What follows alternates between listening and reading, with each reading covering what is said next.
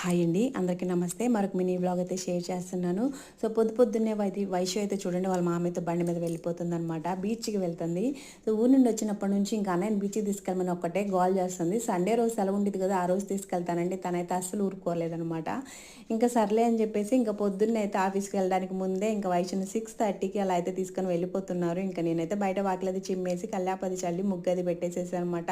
ఇంకా జున్ను అయితే లేచేసి అక్క ఎక్కడికి వెళ్ళింది అని అడిగాడు. ఇంకా మత్తు వదలలేదు పాపం జున్నుకి, అట్లే కూర్చోన్నాడు అనమాట. నిద్ర లగ్గవంగానే ఇద్దరు అక్కలని అయితే చూసుకుంటారనమాట, ఉన్నాడా ఎక్కడికన్నా వెళ్ళారా అని. సో ఇంక నేనైతే వాడు అట్లే మత్తు వదలే అట్లే కూర్చోన్నాడు. ఇంక నేను అంట్లు అవన్నీ తోమేసి బయటకు వచ్చి చూసేసరికి లేడనమాట. ఎక్కడికి వెళ్ళాడా అని ఇంకా మిద్ది పైకి వచ్చి చూసేసరికి చూడండి అక్కడ కార్ అవి పెట్టుకొని ఆడుకుంటున్నారు.